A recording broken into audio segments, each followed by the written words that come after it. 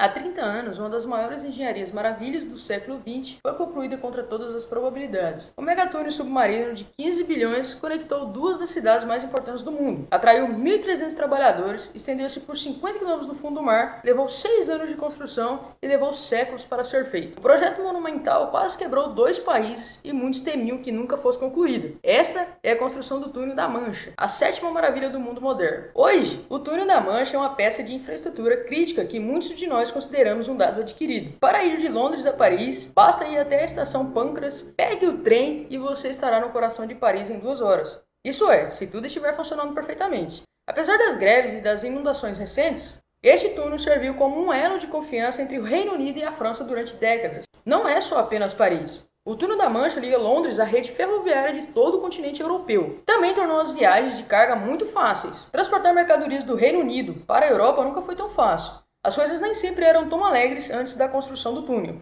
Na travessia de Londres para a Europa significava navegar no clima instável e imprevisível no Canal de Mancha. Antes do túnel demorava cerca de 6 ou 7 horas de trem e depois de balsa de Londres a Paris. Agora a viagem leva 1/3 do tempo. E mais de 20 milhões de pessoas utilizam o túnel todos os anos, mais do que a população combinada de Londres e Paris. O Túnel da Mancha, inaugurado em 1994, após 6 longos anos de construção, na época era o túnel submarino mais longo do mundo. E até hoje continua a ser a única ligação física entre Londres e a Europa. O Túnel da Mancha é, na verdade, composto por 2 túneis principais paralelos um ao outro, e um terceiro túnel de serviço menor, de 4,8 metros de amplitude, entre eles que é usada para ventilação e para fornecer acesso. Os 2 túneis principais têm 7,6 metros de diâmetro cada e estão separados por 30 metros. Ambos são altos o suficiente para acomodar confortavelmente um ônibus de 2 andares. A cada 250 metros existem pequenos dutos entre os túneis principais. Eles ajudam a dissipar a pressão do ar na frente do trem para aliviar o arrasto aerodinâmico e ajudá-lo a se mover mais rápido. O comprimento total do túnel é de 50 km, dos quais 38 km estão localizados abaixo do fundo do mar. Os túneis não são realmente linhas retas, mas curvam-se para cima e para baixo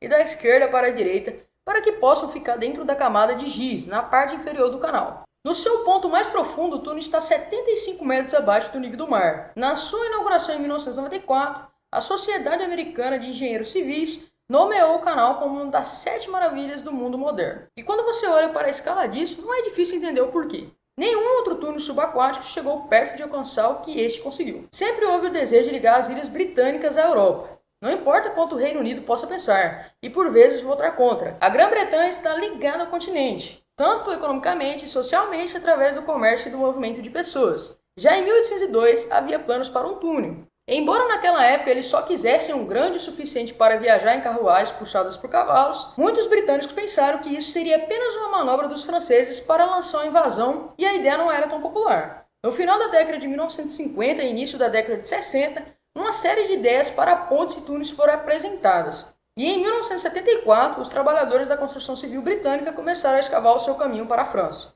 Mas apenas um ano depois, o governo do Reino Unido cancelou o projeto. Este é o túmulo do maior projeto da engenharia já tentado na Europa. Foi apenas na década de 1980 que o presidente francês e o primeiro-ministro britânico começou a fazer planos para construir o que hoje conhecemos como o Túnel da Mancha. Com desemprego recorde, colapso da indústria-chave e agitação civil massiva, o início dos anos 80 foi um período turbulento no Reino Unido, e nem os governantes britânicos e franceses não tinham fundos para construir esse megaprojeto assustador.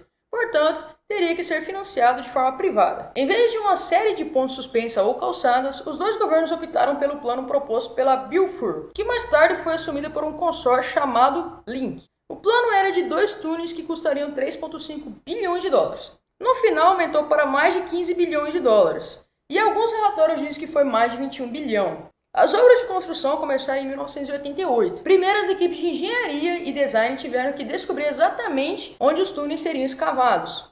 A geologia do fundo do mar foi cuidadosamente examinada. No fundo do Canal da Mancha há uma espessa camada de giz, mas abaixo dela uma camada de marga calcário que é mais fácil de perfurar. O túnel de serviço foi o primeiro a ser escavado, para que os engenheiros pudessem ver como eram as condições do solo antes da escavação dos túneis principais. As perfuradoras de túneis começaram a funcionar em 1988. 5 TBMs escavados na França, enquanto 6 TBMs escavados no Reino Unido. Segmentos de ferro fundido, aparafusados e anéis de concreto pré-moldados foram usados para revestir os túneis depois que os TBMs os cavaram.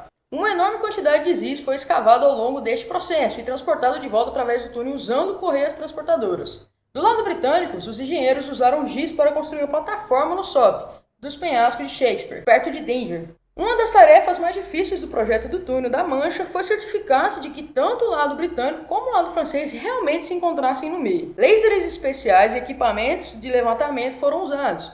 Porém, com um projeto tão grande, ninguém estava 100% certo de que a técnica funcionaria. Em 1990, os dois lados do túnel deveriam se encontrar. Chegou num ponto de construção em que muitos temiam que o projeto nunca fosse concluído. Foi atormentado por graves problemas de custo, cronograma e segurança. Mas em dezembro, os dois lados do túnel de serviço finalmente se uniram. A técnica funcionou. Dois trabalhadores, um britânico e um francês, apertaram as mãos pela abertura. Pela primeira vez na história moderna, era possível caminhar da Grã-Bretanha até a França. Então, em 1991, os dois túneis principais foram conectados e as coisas aceleraram. Túneis cruzados, túneis terrestres da costa aos terminais, dutos de alívio de pistão, sistemas elétricos, portas à prova de fogo, o sistema de ventilação e os trilhos do trem tiveram que ser adicionados. Finalmente, em 10 de dezembro de 1993, o primeiro teste foi concluído em todo o túnel da Mancha. E em 6 de maio de 1994, a rota foi oficialmente inaugurada. 30 anos depois, mais de 20 milhões de pessoas utilizam esta incrível infraestrutura todos os anos. E esses 3 túneis ligaram um continente inteiro. Isso mostra, mais uma vez, o notável poder da construção.